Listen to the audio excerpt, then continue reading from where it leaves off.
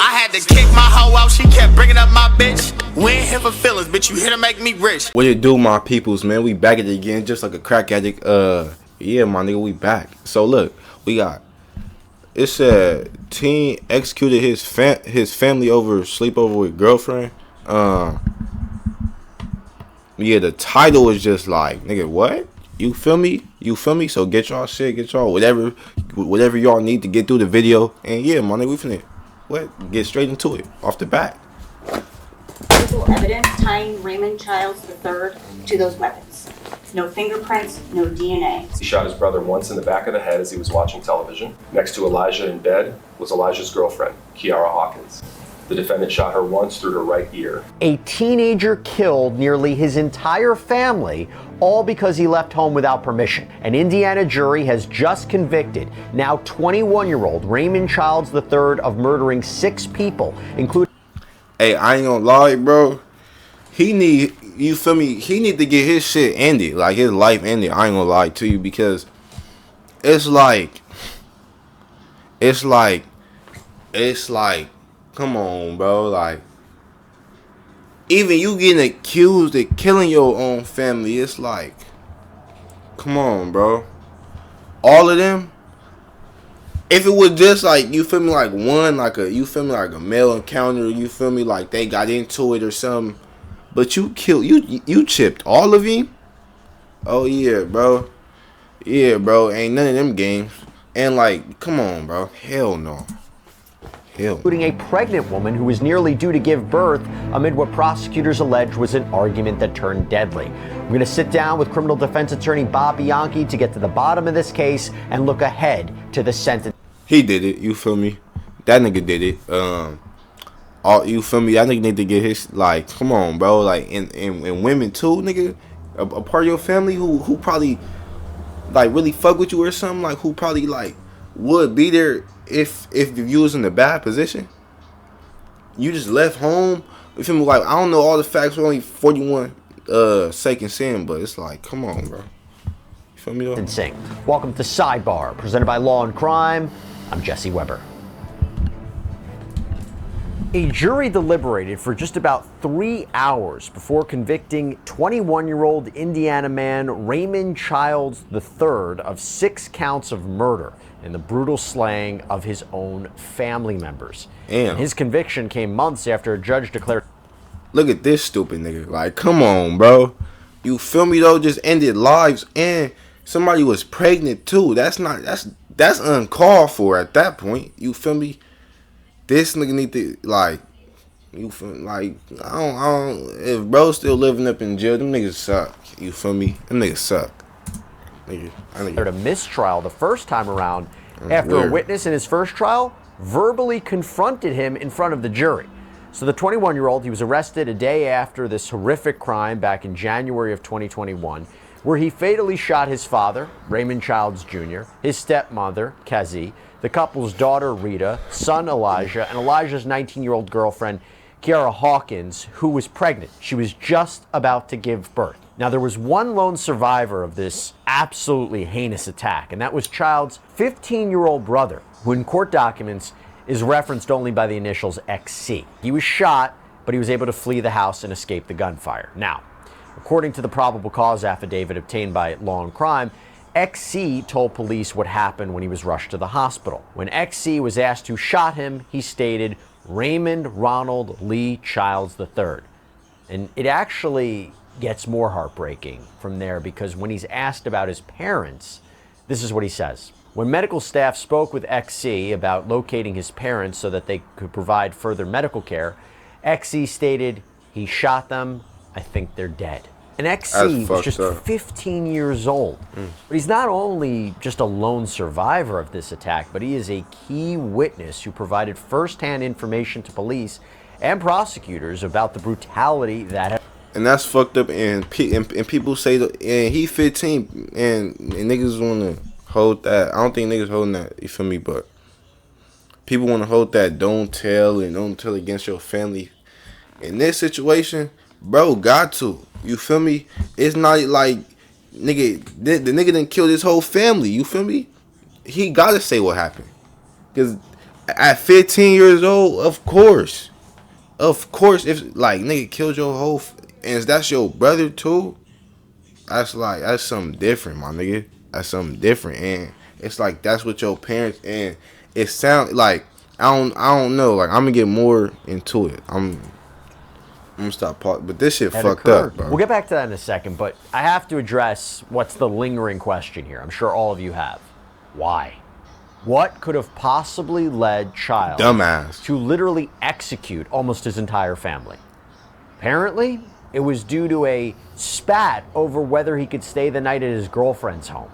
Yeah, Childs actually left his family's home without permission to stay at his girlfriend's house, and according to the probable cause affidavit, it reads, JD, this is Childs' girlfriend, stated that on January 23rd, 2021, Childs III came over to her house to spend the night.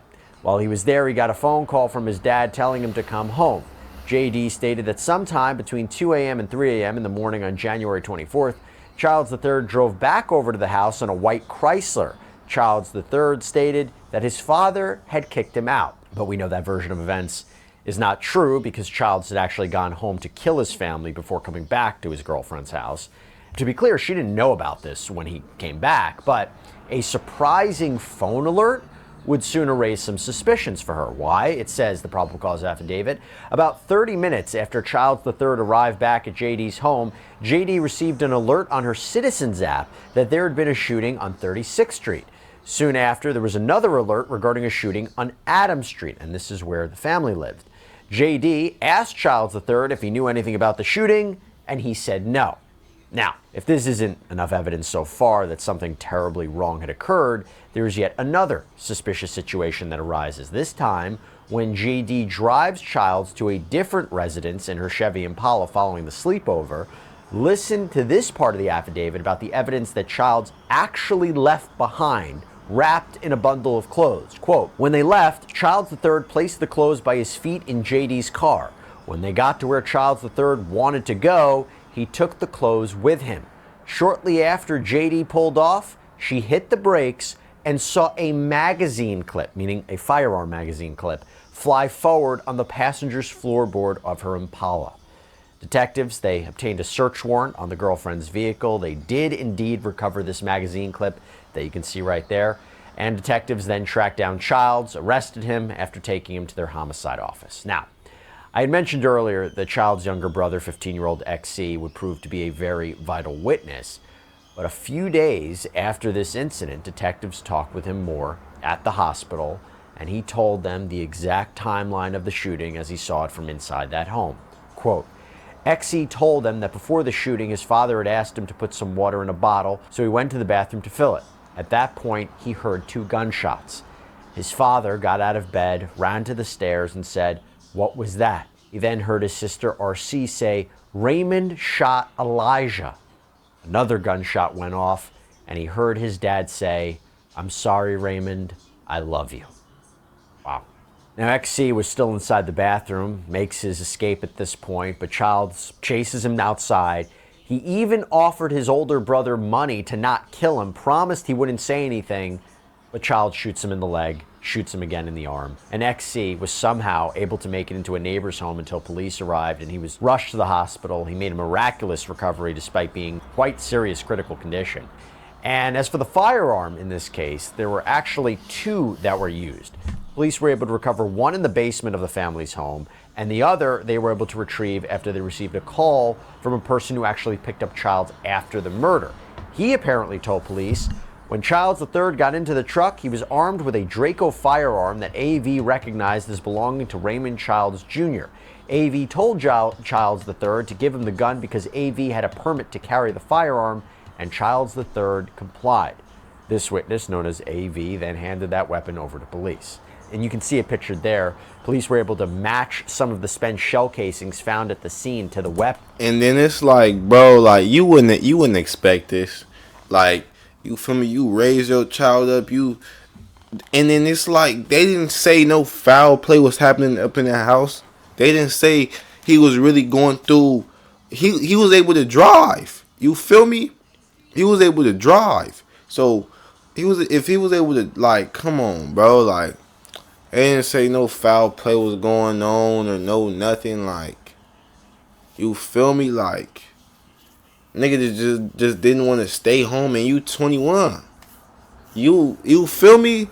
So you mad because your parents say that you gotta go back home? You can't spend the night, and you want to murder all them? And all they did was try and help you? And your dad final words was he love you? This nigga need to get chipped in jail. I ain't gonna lie to you.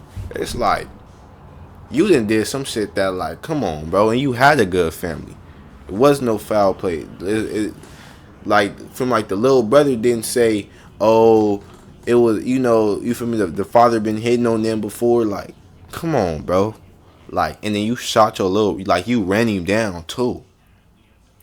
But like, when you, I don't know, it's, that nigga weird, like, you feel me? Weapon, and the other casings were matched to the 9mm handgun that was found in the basement. I'm gonna skip to the end. He'd experienced losing his whole family, having to testify about it, and then have to explain what happened. You know, look, it's a miracle he survived, but our hearts go out to him, and our hearts go out to the family members who lost these loved ones. Just such a sad case. And Raymond Childs III, he is scheduled to be sentenced on January 7th, so we'll see which way the judge goes. But Bob Bianchi, good. Oh, that nigga being sentenced January 7th. Damn. Alright, bro. I'm gonna get out y'all in the next one. Stay dangerous, stay safe, however y'all living. And yeah, my nigga, stay dangerous.